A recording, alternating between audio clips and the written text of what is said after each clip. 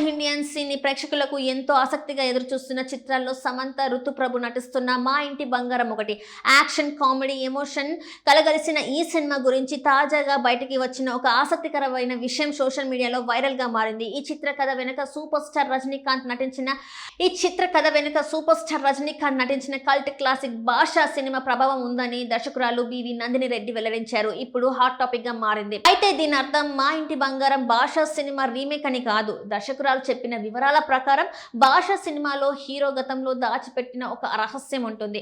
ఆ కాన్సెప్ట్ ను ఆధారంగా తీసుకొని అదే పరిస్థితుల్లో ఒక మహిళ ఉంటే కథ ఎలా మారబోతుందనే కోణంలో ఈ చిత్రాన్ని రూపొందించారట.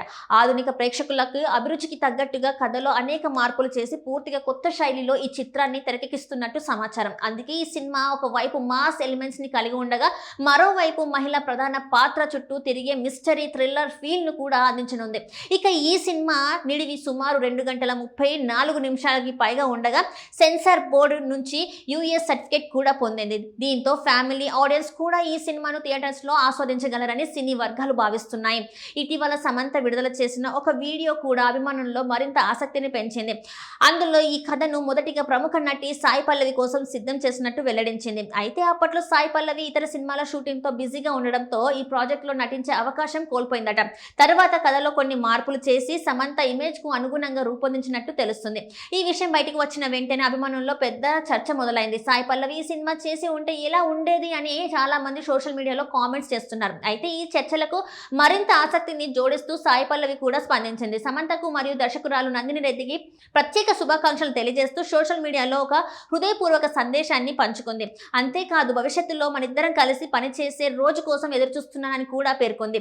దీంతో ఇప్పుడు అభిమానుల్లో మరో కొత్త చర్చ మొదలైంది. భవిష్యత్తులో సమంత, సాయి పల్లవి కలిసి ఒకే సినిమాలో నటించే అవకాశం ఉందా అనే ప్రశ్న సోషల్ మీడియాలో వైరల్ అవుతుంది. ఇక ఇటీవల విడుదలైన ట్రైలర్ కూడా సినిమాపై అంచనాలను మరింత పెంచేసింది. ట్రైలర్ లో సమంత పాత్ర చుట్టూ ఒక పెద్ద మిస్టరీ దాగి ఉన్నట్టు చూపించారు. ఆమె ఎవరనే ప్రశ్నకు సమాధానం వెతుకుతూ కథ ముందుకు సాగుతున్నట్టు తెలుస్తుంది. ప్రత్యేకంగా ట్రైలర్ చివరిలో వచ్చే "నేను నిజంగా ఎవరో మీకు తెలుసా" అనే డైలాగ్ ప్రేక్షకుల్లో ఆసక్తిని రేకెత్తిస్తోంది. ఈ ఒక్క సన్నివేశమే సినిమాలో అనేక ట్విస్ట్లను దాగి ఉన్నాయనే సంకేతాలను ఇస్తుంది.